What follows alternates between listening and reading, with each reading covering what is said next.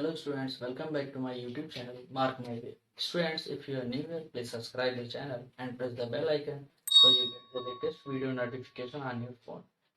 अगर आप इस चैनल पर नए हैं तो इस चैनल को जल्दी सब्सक्राइब कर लें, साथ ही साथ बेल आइकन को प्रेस कर लें जिससे इस चैनल पर आने वाली वीडियोस की नोटिफिकेशन सबसे पहले आप तक पहुंचे। स्टूडेंट्स, आज से हम लोग स्टार्ट करने जा रहे हैं क्लास 10th का चैप्टर 1 जो कि है यूक्लिड्स डिवीजन लेमा।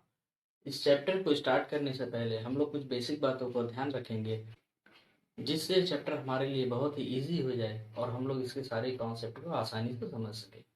तो इसके लिए सबसे पहले हम लोग कुछ बेसिक चीज़ें ध्यान रखते हैं जैसे रियल नंबर्स। तो स्टूडेंट्स, 9th में हम लोग डिस्कस कर चुके हैं कि रियल नंबर क्या होते हैं। एक बार फिर हम लोग यहाँ पे इसका क्विक रिवीजन करते हुए आगे निकलेंगे, ठीक है। फिर हम लोग यूक्लिड्स डिवीजन लेमा को कवर करते हैं, ठीक है। तो देखिए, रियल नंबर्स क्या होते हैं। Real number is a set of rational number and irrational number, ठीक है।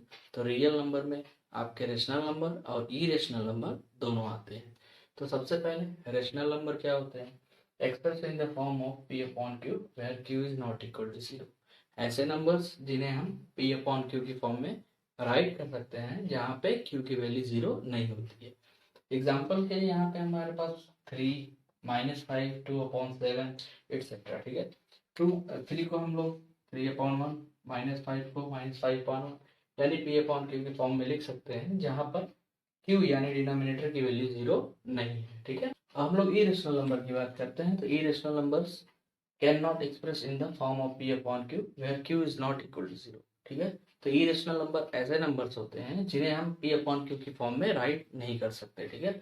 एग्जाम्पल √2, √3, पाई एंड 1.010011100 एटसेट्रा, ठीक है। ऐसे बहुत सारे नंबर्स होते हैं जो इरेशनल होते हैं। रेशनल नंबर की अगर हम लोग बात करें तो रेशनल नंबर के अंदर natural number, whole number, integers, ये सभी नंबर्स रेशनल नंबर के अंदर आते हैं, ठीक है। आइए एक छोटे से टॉपिक और हम लोग कवर करते हैं, decimal numbers. Decimal numbers two type के होते हैं, terminating decimal and non terminating decimal. Terminating decimals क्या होते हैं, ऐसे डेसिमल्स जो कंप्लीटली टर्मिनेट होकर के बने होते हैं, ठीक है। यानी अगर आप किसी नंबर से किसी नंबर में डिवाइड करते हैं तो कंप्लीटली क्या हो जाए, डिवाइड हो जाए, ठीक है। आफ्टर डेसिमल ही डिवाइड हो बट क्या हो जाए, कंप्लीटली डिवाइड हो जाए। ऐसे केस में जो डेसिमल हमें मिलेंगे वो क्या होंगे, terminating decimal. Non terminating decimals ऐसे डेसिमल्स जो कंप्लीटली टर्मिनेट नहीं होते हैं, ठीक है। जैसे यहाँ पे आप एग्जांपल देख सकते हैं 1.3333 एंड सो ऑन, ठीक है। ये अभी आगे और भी कंटिन्यूअस ये रहने वाला है, ठीक है। आगे देखिए, नॉन टर्मिनेटिंग डेसिमल्स के भी 2 पार्ट होते हैं, ठीक है। नॉन टर्मिनेटिंग रिपीटिंग डेसिमल्स, ठीक है। रिपीटिंग को ही हम लोग रिकरिंग भी बोलते हैं। उसी तरह से नॉन टर्मिनेटिंग नॉन रिपीटिंग, ठीक है, या आप ऐसे कह सकते हैं नॉन टर्मिनेटिंग नॉन रिकरिंग। तो इसे हम लोग देखते हैं। नॉन टर्मिनेटिंग रिपीटिंग में क्या होता है कि डेसिमल के बाद जो नंबर होते हैं वो रिपीट करते हैं। जैसे यहाँ पर देखिए 1.333333, यहाँ पे 3 रिपीट हो रहा है, ठीक है। फिर नेक्स्ट एग्जांपल देखिए 1.2727 एंड सो ऑन, यहाँ पे 2727 रिपीट हो रहा है। अब यहाँ पे देखिए नॉन टर्मिनेटिंग नॉन रिपीटिंग में कि डेसिमल के बाद नंबर जो है वो कंप्लीटली टर्मिनेट नहीं हो रहा है बट डिफरेंट डिफरेंट नंबर आपको देखने को मिलेंगे, रिपीटेशन नहीं मिलेगी। 1.41, 42, 13, या कोई और एग्जांपल हम लोग देखें 3.141592 and so on, 1.01, 001, 0001 and so on, ठीक है। तो ये सभी एग्जांपल जो है वो नॉन टर्मिनेटिंग नॉन रिपीटिंग के हैं या नॉन टर्मिनेटिंग नॉन रिकरिंग के हैं। आई होप ये आप लोगों का क्लियर हो गया होगा, ठीक। एक छोटा सा पॉइंट इसमें और है कि जो टर्मिनेटिंग डेसिमल होते हैं एंड जो non terminating and repeating decimal होते हैं, ठीक है, हम इन्हें रेशनल नंबर में कन्वर्ट कर सकते हैं, ठीक है। इन्हें इजीली रेशनल नंबर में कन्वर्ट कर सकते हैं। बट जो non terminating non repeating numbers होते हैं वो रेशनल नंबर में कन्वर्ट नहीं होते हैं, ठीक है। यानी आप इन्हें कह सकते हैं कि ये इरेशनल नंबर है, आप टर्मिनेटिंग डेसिमल को कह सकते हैं कि ये रेशनल नंबर है, ठीक है। और साथ ही साथ नॉन टर्मिनेटिंग और रिकरिंग डेसिमल को भी आप कह सकते हैं कि ये भी एक रेशनल नंबर है, ठीक है। इसको कन्वर्ट करने का जो प्रोसेस है वो क्लास 9th में बहुत ही ब्रीफली तरीके से समझाया गया है। तो जो लोग अभी इस टॉपिक को कवर नहीं किए हैं, सबसे पहले वो लोग उस टॉपिक को कवर कर लें। ठीक है, आइए अब हम लोग स्टार्ट करते हैं यूक्लिड्स डिवीजन लेमा को। आइए सबसे पहले हम लोग लेमा वर्ड को देखते हैं। लेमा वर्ड क्या है? Lemma is a proven statement used for proving another statement. ठीक है, लेमा का मतलब होता है वो अपने आप में एक स्टेटमेंट होता है, ठीक है, जो ऑलरेडी पहले से प्रूव्ड होता है, जिसे हम लोग यूज करते हैं किसी अनदर स्टेटमेंट को प्रूव करने के लिए। ठीक है, तो लेमा अपने आप में एक ऑलरेडी प्रूवन स्टेटमेंट है जिसका यूज हम लोग करते हैं किसी अनदर स्टेटमेंट को प्रूव करने के लिए। अब यूक्लिड्स डिवीजन लेमा क्या है? Euclid's division lemma states that for any two positive integers, say a and b, ठीक है, यानी a and b दो पॉजिटिव इंटीजर्स हैं, there exist two unique integers say q and r such that a is equal to bq plus r। ठीक है, यानी यहाँ पे a and b दो पॉजिटिव इंटीजर हैं और ये तभी एग्जिस्ट करेंगे जब दो और इंटीजर हम लोग कंसीडर करें जैसे q एंड r। तो a and b positive integers तभी एग्जिस्ट करेंगे जब a and b and q and r इस इक्वेशन को क्या करेंगे? सेटिस्फाई करेंगे। a is equal to b q plus r where r is greater than r equal to 0 and less than b। अब यहाँ पे हम लोग थोड़ा सा इसे और डीपली समझते हैं। जैसे आप लोगों ने देखा होगा डिवीजन करते टाइम, ठीक है, यहाँ पे हमारी वैल्यू क्या होती है? क्वोशिएंट होती है। ठीक है, क्या होती है? क्वोशिएंट होती है। बीच में हमारी जो वैल्यू होती है वो क्या होती है? डिवाइडेंड होती है। और जिससे हम क्या करते हैं? डिवाइड करते हैं, वो हमारी वैल्यू क्या होती है? वो होती है डिवाइजर। और एट दैट टाइम हम सॉल्व करते हैं और हमें नीचे अगर कोई वैल्यू मिलती है तो उसे हम क्या कहते हैं? रिमाइंडर।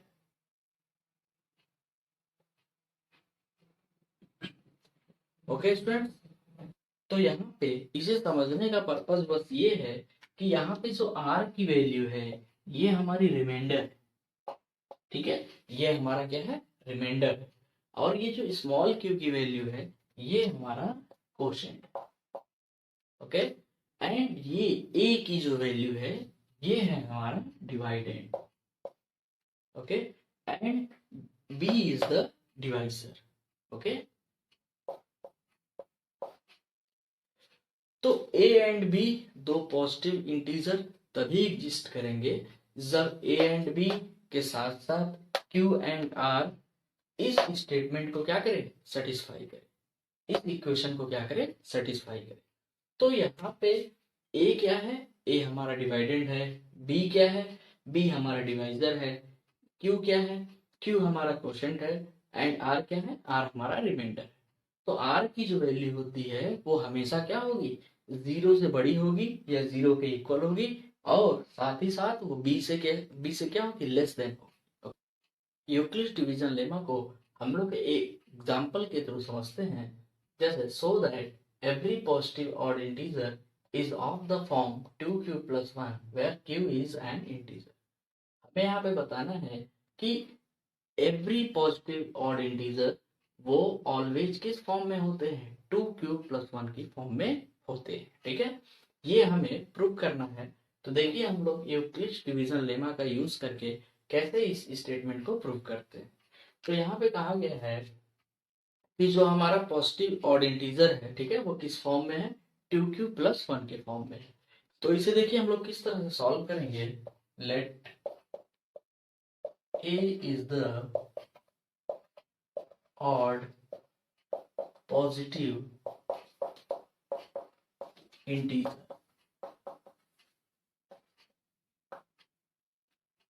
ओके, अब यहाँ पे हमें इसे कैसे लिख सकते हैं? देखिए a is equal to 2q plus 1। हमारे पास जो इक्वेशन है यूक्लिड्स डिवीजन लेमा की, हम लोग इसे यहाँ पे राइट करते हैं a is equal to b q plus. ठीक है, तो यहाँ पे देखिए b की वैल्यू क्या है? 2। b की वैल्यू क्या है? 2। हम लोग कंपेयर कर लेते हैं। b इज इक्वल टू, अब जब b की वैल्यू 2 है तो r की वैल्यू के लिए हम लोग ऑलरेडी पढ़ चुके हैं कि r की जो वैल्यू होती है वो 0 से बड़ी होती है एंड लेस देन b होती है, b से छोटी होती है। तो ऐसे केस में r की पॉसिबल वैल्यूज क्या क्या है? देखिए r की जो वैल्यूज हैं वो क्या क्या हो सकती हैं? r इज इक्वल टू 0 भी हो सकता है, r इज इक्वल टू 1 भी हो सकता है, ठीक है। But r is equal to 2 नहीं हो सकता। क्यों? क्योंकि r की जो वैल्यू है b से क्या है? लेस देन है, b के इक्वल टू नहीं है, ठीक है। तो b की वैल्यू क्या है? 2। ओके। तो ऐसे केस में r की जो वैल्यूज होंगी वो 0 एंड 1। तो यहाँ पे दो केस मिलेंगे हमें, ठीक है। तो देखिए when r is equal to 0, मतलब r की वैल्यू क्या है? 0 है। तो ऐसे में यहाँ पे देखिए a is equal to 2q plus 0, ये स्टेटमेंट हमें मिलेगा। इसे हम लोग सॉल्व करेंगे तो a is equal to 2q। Okay.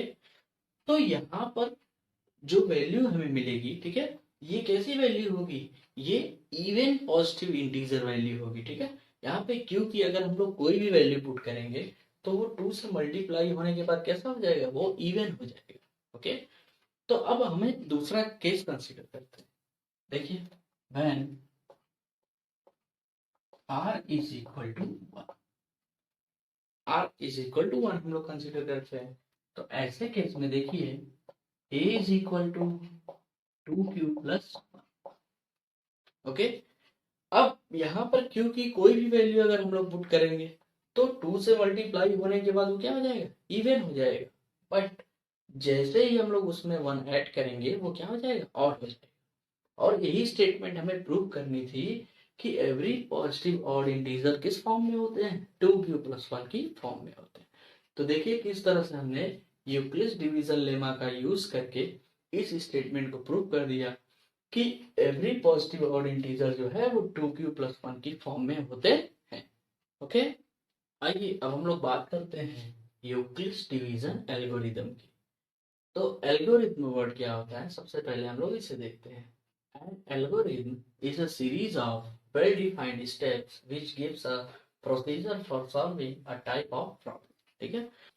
तो एल्गोरिथम क्या है कि ये एक सीरीज है, ठीक है। स्टेप्स की क्या है? एक सीरीज है जिससे हम लोग किसी एक टाइप की प्रॉब्लम को क्या कर सकते हैं? सॉल्व कर सकते हैं। तो अब यूक्लिड्स डिवीजन एल्गोरिथम क्या है? तो जो यूक्लिड्स डिवीजन एल्गोरिथम है ये किस पर बेस्ड है? ये बेस्ड है यूक्लिड्स डिवीजन लेमा के ऊपर, ठीक है। यूक्लिड्स डिवीजन लेमा जो कि अभी अभी हम लोग जस्ट इसके पहले टॉपिक कवर किए हैं। तो यूक्लिड्स डिवीजन एल्गोरिथम जो है वो यूक्लिड्स डिवीजन लेमा के ऊपर बेस्ड है। इसे थोड़ा सा और अच्छे से समझने के लिए हम लोग एक एग्जांपल लेते हैं, ठीक है। इससे आपको यूक्लिड्स डिवीजन एल्गोरिथम बिल्कुल अच्छी तरह से क्लियर हो जाएगा।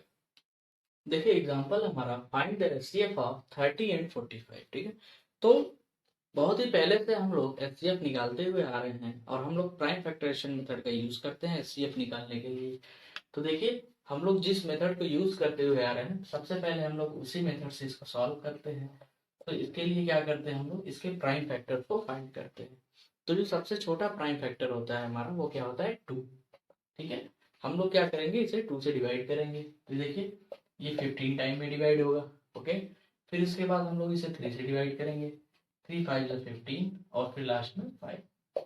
ओके। अब हम लोग 45 को भी इसी तरह से सॉल्व कर लेते हैं। तो 45 सबसे पहले 3 से डिवाइड हो जाएगा, 15, फिर अगेन ये 3 से डिवाइड होगा, 5 और फिर 5 से डिवाइड हो जाएगा। तो हम लोग क्या करते हैं? इसके प्राइम फैक्टर्स को राइट करते हैं। 30 is equal to 2 into 3 into 5, okay, and 45 is equal to 3 into 3 into. तो एचसीएफ के लिए हम लोग क्या करते हैं कि जो कॉमन फैक्टर्स हमें मिलते हैं हम लोग उसे लेकर के उनका आपस में मल्टीप्लाई कर देते हैं। तो इससे हमें क्या फाइंड हो जाता है? एचसीएफ फाइंड हो जाता है। जैसे यहाँ पर हमें एचसीएफ क्या फाइंड हो जाएगा? 3 into 5 is equal to 15। Okay. तो यहाँ पर 15, 30 एंड 45 का क्या है? एचसीएफ है, हाईएस्ट कॉमन फैक्टर है, ठीक है। यानी हाईएस्ट एक ऐसा नंबर है जो 30 एंड 45 को क्या कर देगा? डिवाइड कर देगा। तो ये मेथड हम लोग बहुत बचपन से ही सीखते आ रहे हैं, ठीक है। छोटी क्लासेस में हम लोग सीखते हुए आ रहे हैं। बट यूक्लिड्स ने कहा कि हमारे पास भी एक मेथड है, ठीक है, हमारे पास भी एक मेथड है कि जिससे हम लोग एचसीएफ को क्या कर सकते हैं, फाइंड कर सकते हैं। और उसका बेस जो इन्होंने किसे बताया, यूक्लिड्स डिवीजन लेमा को बताया। तो देखिए हम लोग उसे किस तरह से करेंगे। आइए अब हम लोग देखते हैं यूक्लिड्स के मेथड से किस तरह से एचसीएफ को फाइंड किया जाता है। ओके, यूक्लिड्स के अकॉर्डिंग 30 एंड 45, ठीक है, जो सबसे छोटा नंबर होगा इसमें से हम क्या करेंगे, उससे बड़े वाले नंबर में डिवाइड करेंगे। तो आइए हम लोग डिवाइड करते हैं, 30 से 45 में हम लोग डिवाइड करते हैं। तो 30 से जब 45 में डिवाइड करेंगे तो ये 1 टाइम जाएगा। ओके, यहाँ पे हम लोग जब इसके सॉल्व करेंगे तो ये 15 आ जाएगा। ओके, अब क्या करना है, जो रिमाइंडर बचा हुआ है उससे जो हमारा डिवाइजर था, ठीक है, उसमें डिवाइड करना है आपको। तो ये देखिए 30, ये 2 टाइम में क्या हो गया, कंप्लीटली डिवाइड हो गया। तो यूक्लिड्स ने कहा कि जो हमारा लास्ट डिवाइजर होगा, जो हमारा लास्ट डिवाइजर होगा, जिसकी वजह से रिमाइंडर क्या हो जाएगा, 0 हो जाएगा। जो हमारा लास्ट डिवाइजर होगा जिसकी वजह से रिमाइंडर 0 हो जाएगा, वही क्या होगा, एचसीएफ होगा।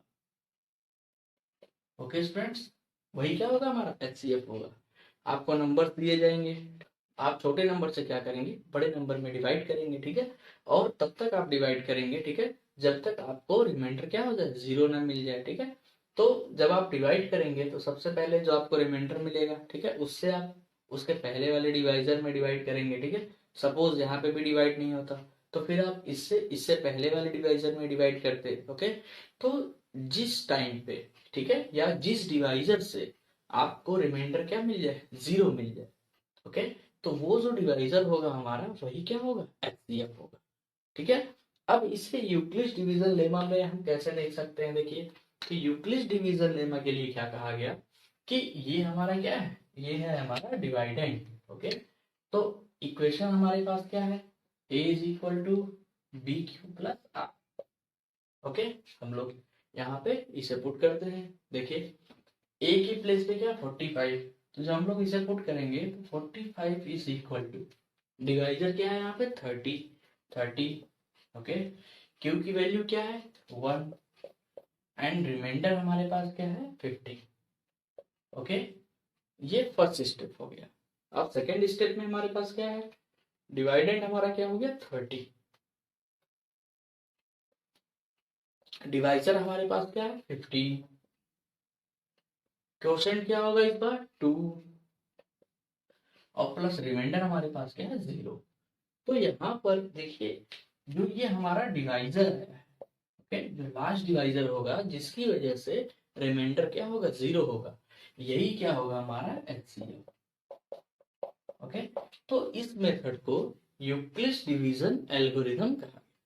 यूक्लिड्स ने इसी मेथड को दिया था कि इस मेथड के द्वारा भी हम क्या कर सकते हैं, एचसीएफ को फाइंड कर सकते हैं। ओके स्टूडेंट्स, आई होप आज का लेक्चर आप लोगों के समझ में आया होगा। ये यूक्लिड डिवीजन लेमा का इंट्रोडक्शन पार्ट था, ठीक है। तो इसके बाद अब हम लोग क्या करेंगे, एक्सरसाइज के क्वेश्चंस को सॉल्व करेंगे। ओके, तो आप लोग इसे एक बार अच्छे से रिवाइज कर लीजिएगा, ठीक है, जिससे जब हम लोग एक्सरसाइज के क्वेश्चन को करें उसमें किसी भी तरह की किसी को कोई प्रॉब्लम नहीं आनी चाहिए। ओके, ओके, तो अब हम लोग मिलेंगे नेक्स्ट वीडियो में, ठीक है, एक्सरसाइज के क्वेश्चंस के साथ। Okay, thank you.